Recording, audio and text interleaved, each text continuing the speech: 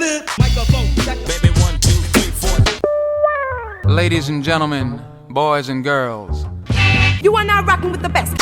It's not some Baby. One time. still shining. Respect my swag.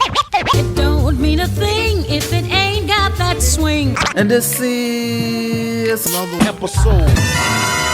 a Swingers After dark. What time is it? It's time to get live. and this is your host. Not some baby. Let's go, champ. For those of you who don't know what BDSM stands for, it stands for bondage, domination, submission, and masochism. So if this is something you are interested in, don't ever feel because you don't see people who look like you, this is an experience you shouldn't have. I definitely had those thoughts in my head when I first got into this, because even when I first started venturing out to dungeons and to sex parties, the majority of the people who I saw did not look like me. So I always wondered in the back of my head, was this something that was for my people? Was this something for people who looked brown like I did?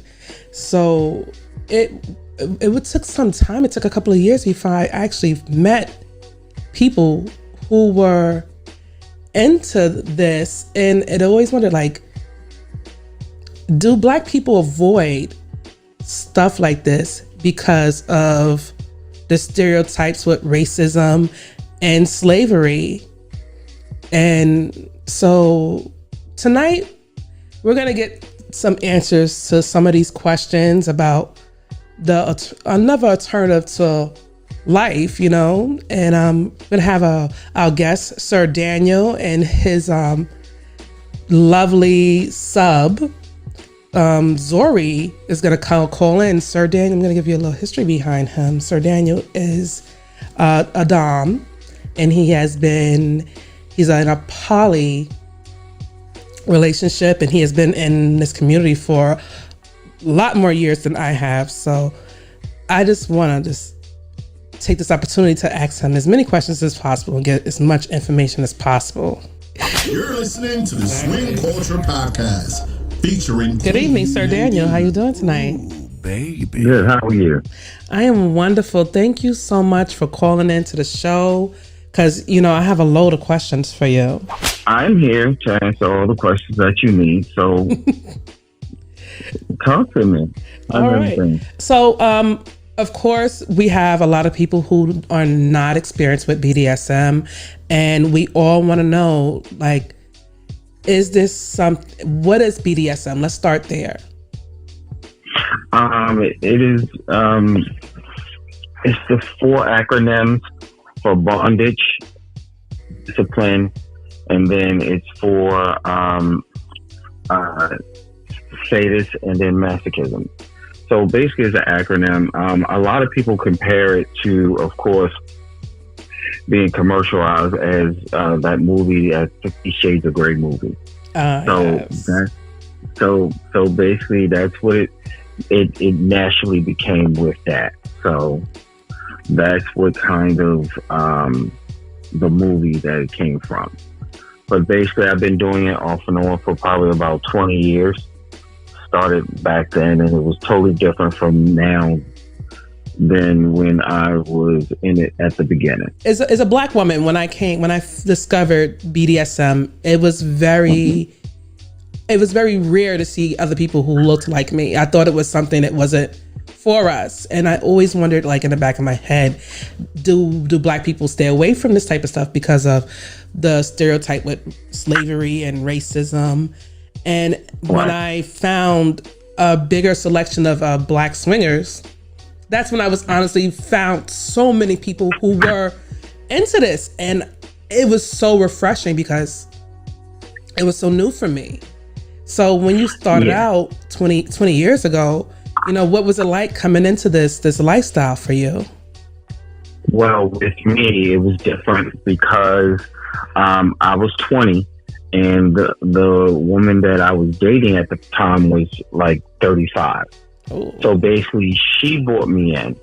she brought me into the people. She brought me into her friends. And yes, most of her friends were non-POC.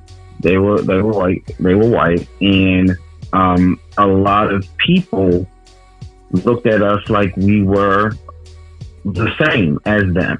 And that's the one thing about it. So first we started in the swing community, and then we ended up in the BDSM community.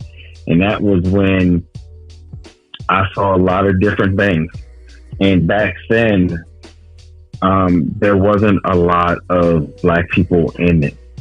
So basically the stuff that I learned was from non-POC people, different type of races.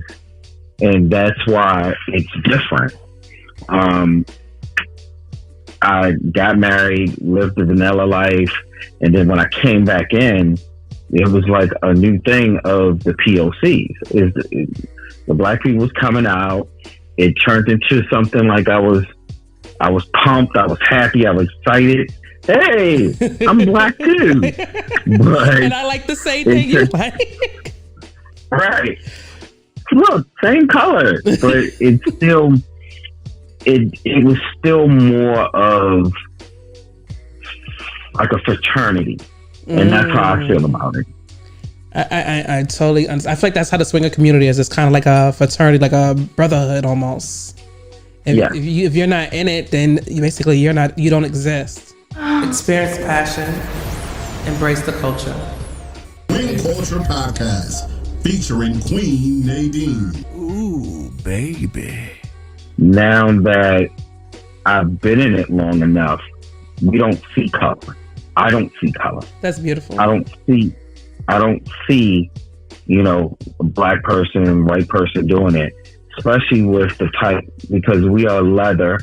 It's another offset of BDSM, but we go by some of the leather in the leather community. I know there's levels to everything. There's levels to sex. There's levels to lifestyle. So what levels are there to BDSM?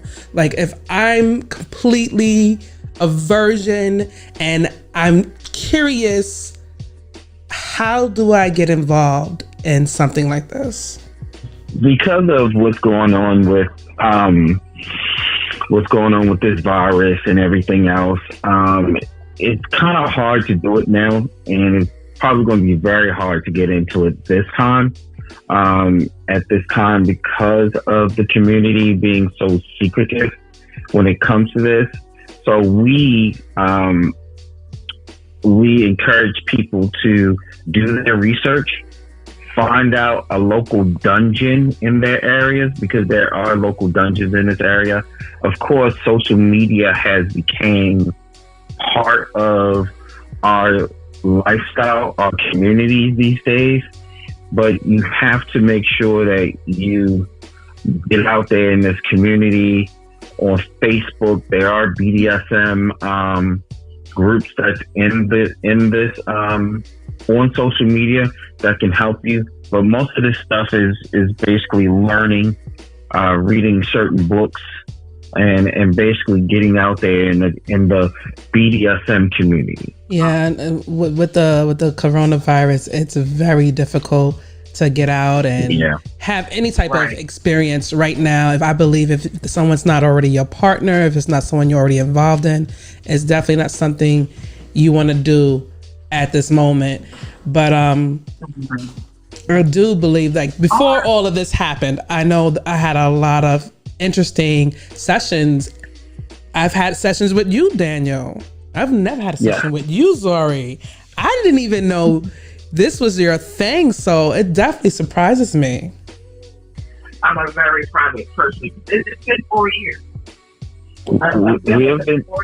We've been together for 4 years. You've known me for a very long time. I didn't really put it out there because I wanted to keep it separately from us coming to events and coming to swing parties and stuff like that. But 4 years ago, I wanted to bring my stuff to an event. And that's how it started with Ginger Strokes Entertainment, Ginger Stroke Toys. So that's what started going to, bringing my BDSM side to the kink, not BDSM side, but the kink and fetish side to the swing side. And now you see it's very popular now in what we do. You're listening to the Swing Culture Podcast, featuring Queen. And people are surprised that I became Sir Daniel because they didn't see me in that way. They just saw me at parties having fun, going to swing events. But I brought my swing and kink side in to be around my whole life. I remember the first time I met you, and it was at the gala, and you had the cross in the room, and I walked in and I was like, I found my lost child. I embraced it. I embraced the St. Andrew's cross. And I was like, how did you get this in here? I said, this must be a crazy person because this is something I would do. This is so me. And it definitely suited my personality. I was drawn to you ever since. I was like, yeah, this guy is barking up the right tree. He's found my people. Yeah. So the thing is, that's what happened. That was my official, I know it's going to sound weird, but my official coming out party to everyone. Was that event? At the gala, yes, that event was my first coming out party. And it was like, Daniel, what's this? And I basically, sat there, did my class. I did a couple of scenes and people loved it.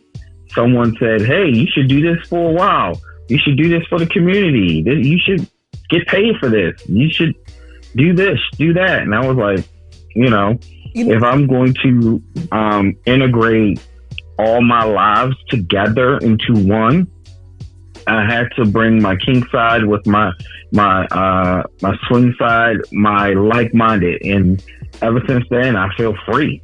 I love that. And, I like that you said you got paid for it, because when I first started doing work as a dominatrix, it was always business for me. It was always money, business. It was never something I did for pleasure.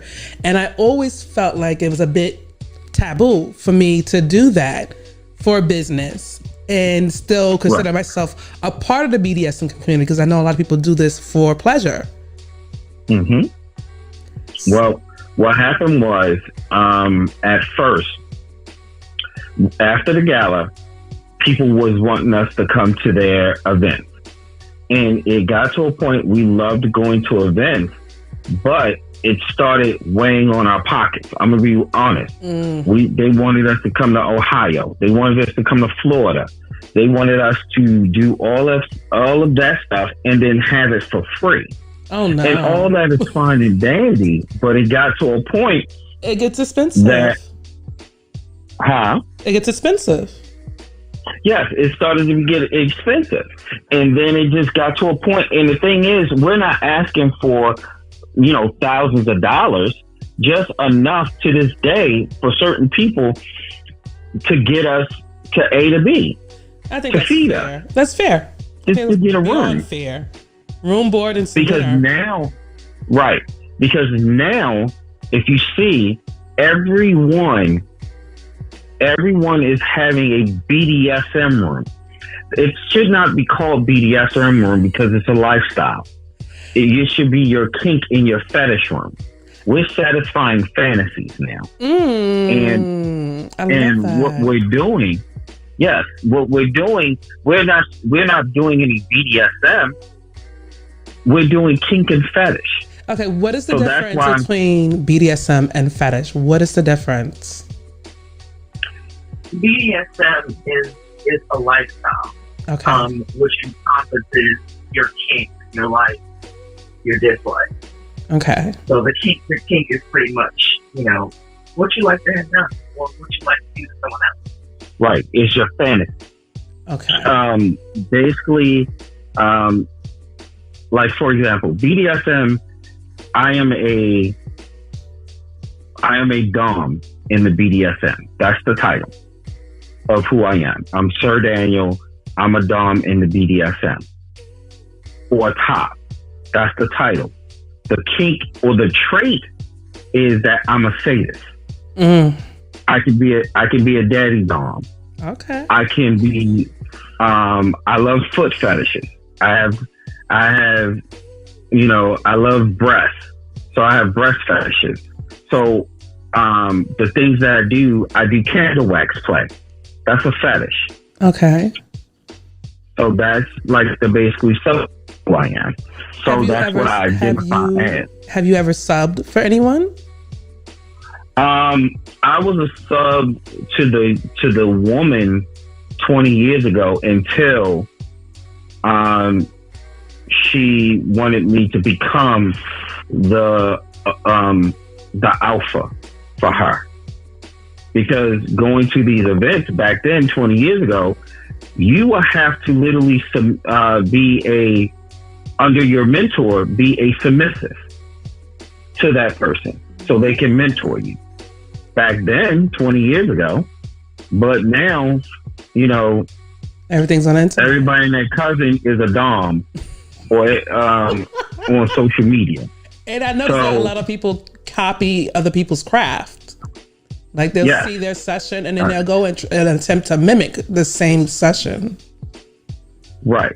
So what we're doing now as Tender Stroke Toys or Tender Stroke Entertainment, we have so much stuff going on in the BDSM community, the leather community, and then also helping out the swing community also with teaching classes and everything else.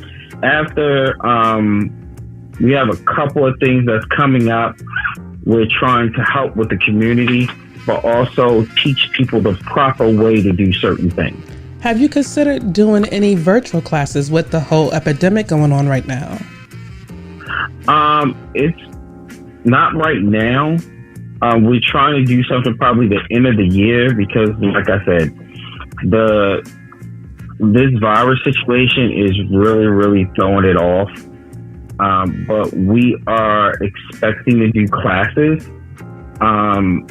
doing special events. I had plans to do my birthday in July, but we haven't heard anything yet. There are local dungeons in certain areas. If people are interested in it, just let me know what state. We can look up what dungeons are open or is going to be open soon. But, right now we're trying to make it safe for everyone. Which is completely understandable. Okay, yeah, I need to know, like, if this was something I wanted to do with my husband or with my girlfriend or with my partner, what is a safe way to get started? I mean, after we discuss what we think we are comfortable with and what we aren't comfortable with, what is a good way to get started in this? I would say, after once restrictions get lifted, I'm sure people will be having small events where they can go and actually sit and watch. I wouldn't advise anybody to just jump into it. Okay. They say that BDSM is illegal in every state.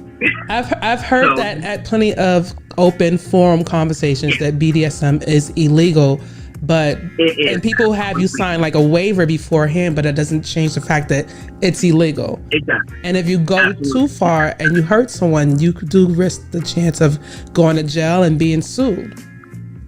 Absolutely.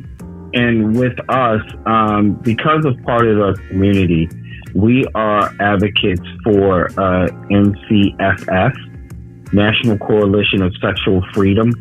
That's basically a nonprofit that helps like-minded people in the kink community and also the swing community, that they will help you know what the difference is between abuse and consent. I love that. Give us their website again. Can you repeat that, please? Hold on. It's www.ncsf.org. Yes, NCSFfreedom.org. And basically they help out give you counseling. They help you with any problems, because it's basically the same in the swing community and the kink community.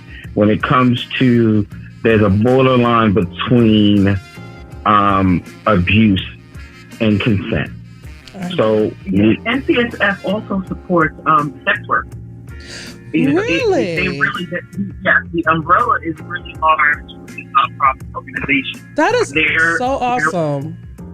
They're here to help, anyone in any alternative lifestyle. We're gonna have to put their link on our board when we produce the video version of this. But I love that, because I'm a strong believer in, it's your body, it's your choice. As long as you're not hurting nobody, you should be free to do whatever you want with it. Absolutely. So the biggest issue that we have is the fact that as much as we would like to say that a lifestyle is not, it's non-judgmental, that's the big issue that we have with some people being judgmental. This organization really, opens doors for everyone to be able to, as we talk about counseling, they have lists of kink-friendly doctors to say, you're into B&D and you have a doctor appointment. You go to the doctor's like, is everything okay? Because you're smart on you. They have a list of kink-friendly doctors where you won't really, get that side eye if you go to the doctor with this mark on, which you explain for, well, I was playing. Okay, I already know what you're into. So, no worries. Right. They have lawyers where, Your connection is really poor, Zori, but I do get the gist of what you're saying. I think that's part of the reason why I like my gynecologists is they're Amish. And I'm very brutally honest with them, and they never look at me any type of way. Right. Where I've gone to other doctors when I was younger, and I have a lot of piercings, and I get the look like, what are you doing?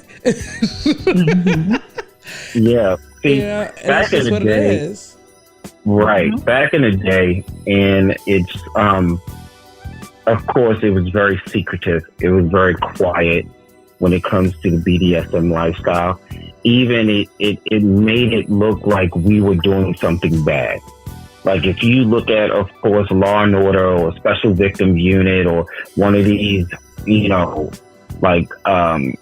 Criminal Minds, back then they made us look like the bad guy. Even Swing, they made us look like we were the bad guy. But now they can in the community or this lifestyle or the society that we live in, it's being more positive on the stuff that we do. And now it's getting to a point they're bringing out movies about our lifestyle. Yeah, 50 Shades of Grey was very popular in the movies. Women were going crazy for the book, for the whole thing, and a lot of people wanted to get out and have that experience.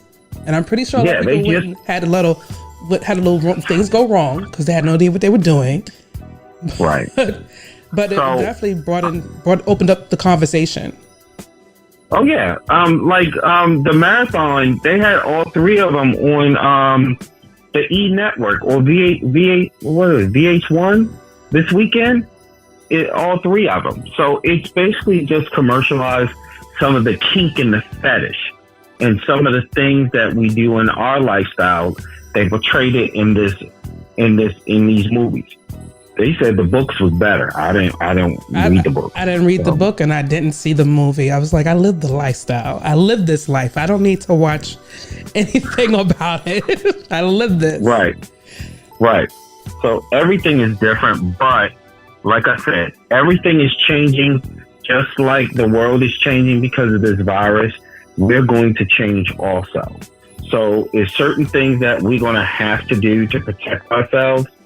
And being in this community with this, we're going to have to adjust it also. A lot of things is postponed. A lot of the community conventions and everything else is also postponed. So what they're trying to do is trying to start this up in the next 2 or 3 months. So fingers crossed. Yeah, fingers crossed. Well, I'm rooting for you guys. Where can we find you? Where can we find your because you do own your own business, and I know you make toys, and you make some interesting devices. You made my St. Andrew's cross. It's one of my favorite things to bring around. I think I believe it. I feel like I own it for shock value more than anything. So it's a conversation piece. Did you saw the new bed, right? I had it set up in my basement for a while, and then I had my stripper pole set up down there, and then I have my children. They see the stuff, they don't know what it's for, and my son kind of knocked the stripper pole. It was just a mess. So what we do is I need to do like you and upgrade and get a private dungeon. Well, what happened is that I have 2 young children, so I modify my equipment that I make. I customize it to snatch away from the kid. I make the portable. I make the portable ones that I can just fold it up for fun, and then when the kids come, I just put it in the closet.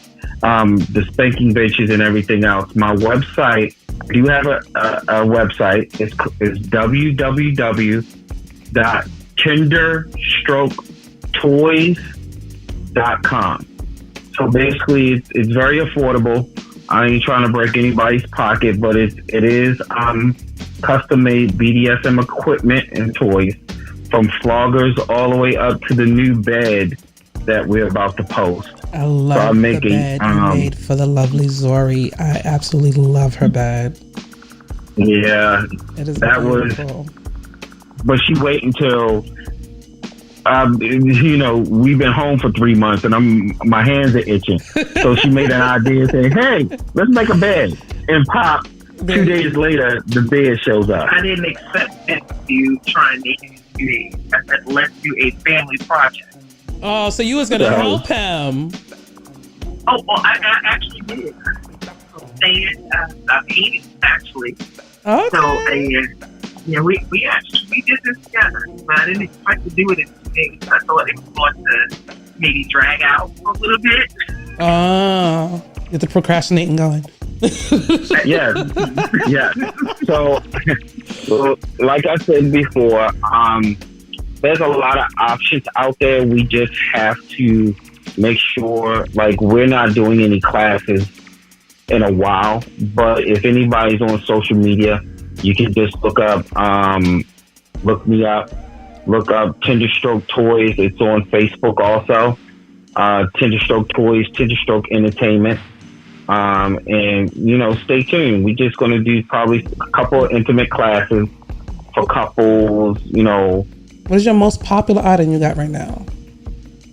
My popular item right now to sell is the cross and the spanking bench. Basically, we have pictures of that. Like I said, I customize it to your colors. And the floggers, of course, I can make those. But right now, for equipment, is the foldable cross and spanking bench. So you're listening to the Swing Culture Podcast, harass you featuring a virtual class. I think that'd be so cool. Yeah, we're normally on live. I'm normally on Instagram also. So we normally do that. But of course, Tender Stroke Toys. So on Instagram, that's also on that. But we basically are going to start doing that also. And probably start a podcast soon. Okay, I'm looking forward to that. Yeah, for classes and how-tos and doing that. But, a lot of people are in my inbox all the time. I've had a lot of BDSM experiences, but I can honestly say I'd never had a Dom teach me anything, and I've never took a class. And that's probably not a good thing. I probably should. Well, no, back then, I'm not gonna lie. Back then, when we were growing up, back in the old days, they taught us. We were more hands-on. Yeah, than now. that's how my first. I was 15 with my first BDSM experience, and the guy didn't warn me or anything. He just came out with all the stuff, and I was like, "I'm game. Let's do Right. it." Right. And Do this. that was just what it was, and I enjoyed the experience. So I just kept going out of my way to find people who were open to the idea of trying something instead of just dick and pussy and dick, you know? Yeah. So, like I said before, it's totally different now from when we did it a long time ago. Yes. I mean, we didn't make. I was 20. I was just getting out of my mom's house. She was a very religious woman. So when I met this 35-year-old, You were in it. I thought it was the norm. It was the norm to choke somebody out. You It was norm. Listen, you The were a choke- young buck, yo. She was pimping you out. Yeah. Yeah. Yep.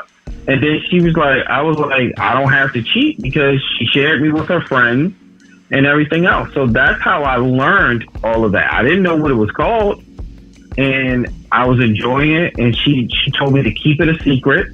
Don't tell nobody. So I was leading a double life. Monday through Friday, I was working, saying hi to my mom. But Friday and Saturday, I was out there going to parties and going to secret events and, you know, all of that stuff at the mansions and all that. I did that a long time ago. So now when people say, oh, they having mansion parties, I'm like, okay, you know. You're listening to other the than that- Swing Culture Podcast featuring Queen Nadine. Okay, I need to know, like, how do we find the lovely Zori? We know how to find you. How do we find Zori? Like, if I want to stalk her on Instagram, how do I find her? She's not really on it. Not on Instagram. but Because of her because of her job and because of what she does. And she has to be very secretive. She do go to certain parties and stuff like that. But I'm trying to get her to start doing the last event that she went to officially and did a class. And I did I made the title up. It was called what? Being a strong, submissive world. Being a strong, submissive in a weak world. I love that. That is a dope ass title. I love that. And basically, it did turn into like a how to. It was a lot of. We did it at Missy King's event, and of course, 2-3 people showed up to certain classes.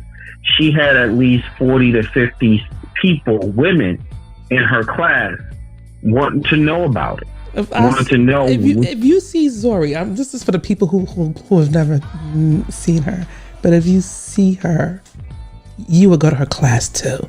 Or that body. Well, thank you. Or that body. Yeah. So what happened was I was a little jealous. I walked in after all these people. I said, I gotta go. I gotta get my routine back in order. But a lot of people, my big thing is to learn what you like, what your kink, what your fetish is. Some people might not like the BDSM. A lot of people probably just like the regular kinks and fetishes of BDSM. But know what you're getting into before you do anything. I love that. That's great advice. That is my biggest advice. Always do your own research. I always say that. Yep. Do your own research. We're always in the community. I am the face of this, of what I do with Tinderstroke Toys, because she don't want to, but she's a better speaker than me. But I'm the behind the scenes boss. Yeah, she's the behind the scenes boss. Okay, I like that. So, somebody got to do it. Somebody got to be in charge. Right. So, I offer this. I am happy to help anybody out, but make sure, like I tell everyone is vanilla. I'm I not call vanilla. it vanilla. Ain't nothing vanilla about Wait me, a minute. baby. Everybody is vanilla. Only a handful can swing, but only finger people can do the BDSM. Because BDSM is not always sexual. It's not always about abuse or beating or smacking. You have to have the mental to do this. Can you say that one more time? It's not always sexual. I think a lot of people confuse that. A lot of people. And even when I did my live, people were asking, do you know that half of the scenes that people do don't supposed to end up in having sex? It's not a sexual thing. It's when I was satisfying. doing BDSM for pay, I never had sex with my clients. I kicked a lot of ass, but I didn't have sex with my clients. Right. So what it is that people these days use it as a sexual device. After a scene, they think, okay, thanks for the scene. Now you want to owe me some sexual favors. Sexual favor.